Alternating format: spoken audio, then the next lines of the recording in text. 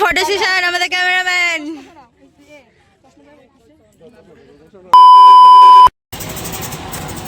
So hello everyone, এটা হচ্ছে আমাদের দিল্লিতে ডে 3 আর টোটাল ট্রিপের ডে 4। আজকে যেহেতু বৃন্দাবন যাওয়ার কথা ছিল কিন্তু যাওয়া হচ্ছে না, কারণ কালকে দশেরার জন্য আমরা লালকেল্লা আর দেখতে পাইনি, কী বলে লোটাস টেম্পল দেখতে পাইনি, তাই আজকে বৃন্দাবনের টিকিট ক্যান্সেল করে যাচ্ছি আজকে। তো এখন যাচ্ছি চা খেতে, কোথায় যাচ্ছি জানি না আমি নিজেও। এরপরে আজকে লালকেল্লা আর লোটাস টেম্পল দেখে আমরা সরাসরি বেরিয়ে যাবো বৃন্দাবনের জন্য। সকালের টিকিটটা অলরেডি ক্যান্সেল করা হয়ে গেছে। সকালবেলা আমরা যখন দিল্লি ঘুরতে বেরোই তখন আমাদের অটো একটা সিগন্যালে দাঁড়িয়ে যায় এবং ওই মোড়ে এত সুন্দর এত পায়রা ছিল যে মনটা আমার খুবই ভালো হয়ে গেছিলো ওই দেখে।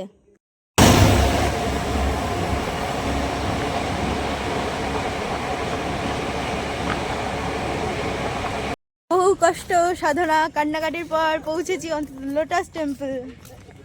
হ্যাঁ এই যে হ্যাঁ বলো হাই বলো। বহু কান্নাকাটি, টিকিট ক্যান্সেল, তারপরে পৌঁছেছি। হয়ে গেছে ছবি তোলা না ভিডিও করছো? জায়গাটা এত সুন্দর না, না এলে মিস করতাম। বললাম তো না এলে আমি মিস করতাম, এটা সত্যি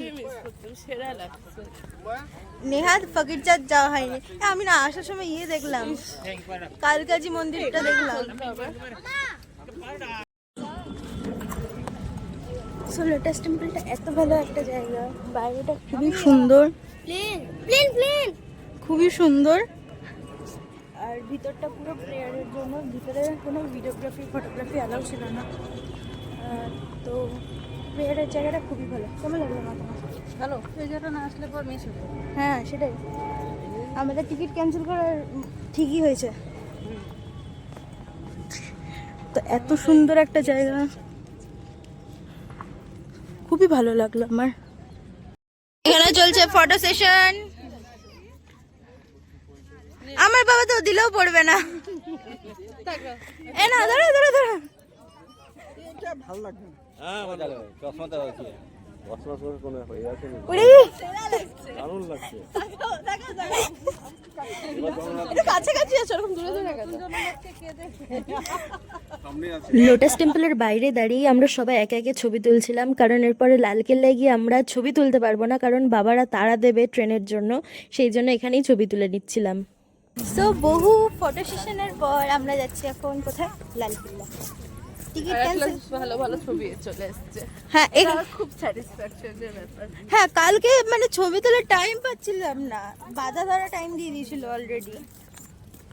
তো খুবই আনন্দ লাগছে টিকিট ক্যান্সেল করে এত সুন্দর জায়গা দেখার পর। না টিকিটের রিফান্ডটাও অনেকটাই ভালো এসছে। হ্যাঁ আজকেরটা মোটামুটি আসবে না, কারণ জানা ছিল আজকে চার্ট রেডি হয়ে গেছে। তাও ওটা ঠিকই এসছে, একদম কিছু না পাওয়ার থেকে যায়। হ্যাঁ 210 আর 175। 35 পার পারসন পেয়েছে, হ্যাঁ ঠিক আছে। আর এমনি তো 80 কি এরকমই কেটেছিলাম বল। হ্যাঁ ওরকমই কেটেছিলাম, 35 পেয়ে গেছে, ঠিকই আছে।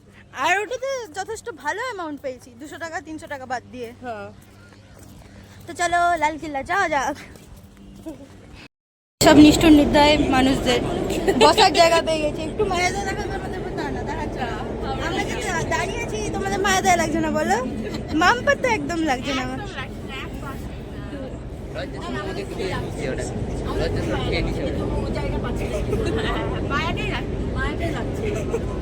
দয়াটা লাগছে না, মামপার তো মায়াটাও লাগছে না।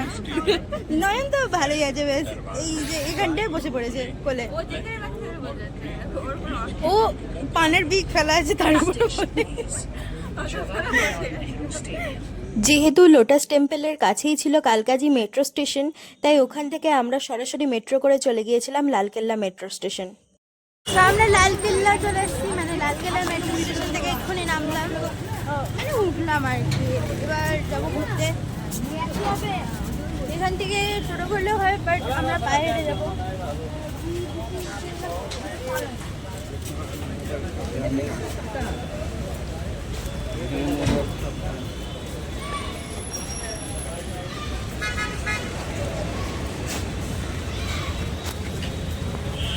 কথা বলতে গেলে কালকে আমাদের এত বাজে ঘুরিয়েছে যে আমাদের আজকে আবার ঘুরতে হচ্ছে। নাহলে আজকে ঘোরার দিল্লিতে আজকে ঘোরার কোনো প্ল্যানই ছিল না। তো এই আমার মতে বলে দিল্লিতে এসে ঘুরলে নিজেরা ঘোরো বেটার হবে, মেট্রোতে ঘোরো, অটোতে ঘোরো বেটার হবে। বিকজ আমরা বাস করে ফেসে গেছিলাম, এখন নিজেরাই ঘুরছি। মেট্রো স্টেশন থেকে ওঠার পর আমরা অনেকটাই হেঁটেই নিয়েছিলাম, কিন্তু তারপরে যখন লোকাল লোককে জিজ্ঞেস করলাম যে লালকেল্লার কত দূর, তো ওনারা বললেন যে আমরা একদম পুরো উল্টো দিকে চলে এসেছি। তাই বাধ্য হয়ে অটো ধরেই আবার লালকেল্লায় সে আমাদের যেতে হলো, এবং প্ল্যান হলো যে এই অটো ধরেই আবার লালকেল্লা থেকে আমাদের হোটেলে ফিরে যাওয়া হবে। আমরা এই যে রেড ফোর্ট, আমাদের হাতে অলরেডি টাইম কম, তাই আমরা ভিতরে ঢুকছি না, তাই এখান দিয়ে যা দেখার দেখবো। জিনিসটা এত সুন্দর কি আর বলবো।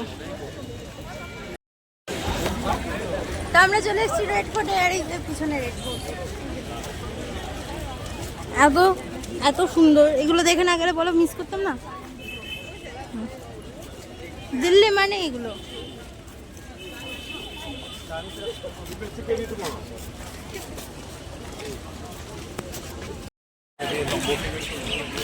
তো এই যে রেড ফোর্ট কালকে রামলীলার জন্য একদম পুরো পেছন গেটে নামিয়ে দিয়েছে আমাদের।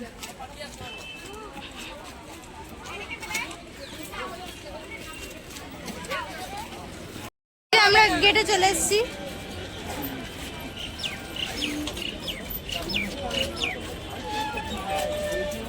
পুরো অনেকটা রাস্তা আমাদের হাঁটিয়ে নিল।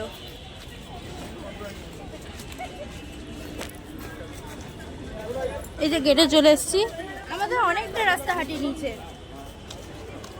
এটা উচিত হয়নি।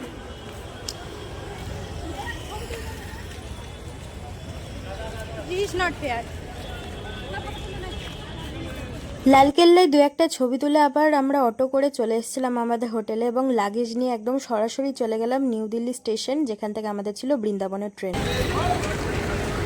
তো দিল্লি ছেড়ে চলে যাচ্ছি, এবার যাচ্ছি মথুরা। Bye bye Delhi. আবার কবে আসবো তার ঠিক নাই। আসবো আবার তাড়াতাড়ি আসবো ঘুরতে। ঘুরতে না আসি তোরা চাকরি বাকরি কর, পড়াশোনা কর। ওটাই বাকি আছে, দিল্লিতে চাকরি করব। চাকরি যেটুকু করব পয়সা দিতে দিতে মরে যাব। 30 টাকার ফুচকা খেতে গিয়েও দিল্লিতে যেমন ইনকাম আছে অমনি খরচও আছে। খেতে গিয়েও খেতে পারবো না ফুচকা। লোক দিল্লিতে চলে আসছে ইয়ে করতে, কাজ করতে। তো এই যে দিল্লি স্টেশন আবার চলে এসেছি, এবার চলে যাচ্ছি দিল্লি ছেড়ে।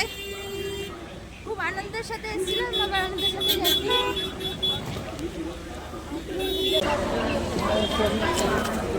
তো আমরা মথুরা চলে এসেছি, এবার বাবারা গেছে হোটেল দেখতে। তো হোটেল দেখে আসুক, তারপরে আমরা যাবো। এসেছি আমরা মথুরা, আউট অফ টাউনে ঘরটা নিয়েছি, এবং ঘরগুলো ভালোই আছে। তো কোথায় গিয়ে আছে একটু দেখিয়ে দিই, চলো তোমাদের।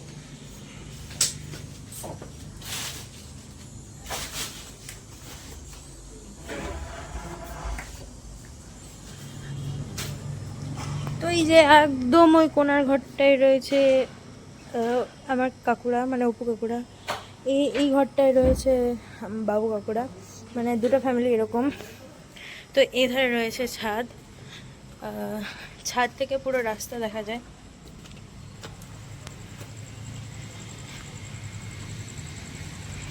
এই যে পুরো রাস্তা দেখা যাচ্ছে। ঘরগুলো সুন্দরই আছে, খুব একটা যে খারাপ তা না, কিন্তু একটু আউট অফ টাউন, এটাই যা। তো আমরা সবাই ফ্রেশ হয়ে নিয়েছি অলরেডি। এবার ফ্রেশ হয়ে এবার যে যেমন তো খাওয়া দাওয়া করে আমরা বেরোবো। মানে আজকে তো আর বেরোনো যাচ্ছে না, কারণ অলরেডি রাত হয়ে গেছে, কারণ আমাদের ঘর খুঁজতে অনেকটা টাইম চলে গেছে। তো কালকে আমরা একদম সকাল করে বেরোবো, যাতে সব কভার করতে পারি। তো চলো। সো আজকের ব্লগ এই পর্যন্তই, দেখা হবে আবার কালকের ব্লগে, মানে আমাদের জার্নির কত নম্বর দিন আমি ভুলে গেছি। তবু কালকে গোটা বৃন্দাবন ঘুরবো, দেখা হবে কালকের ব্লগে। ততক্ষণ টাটা।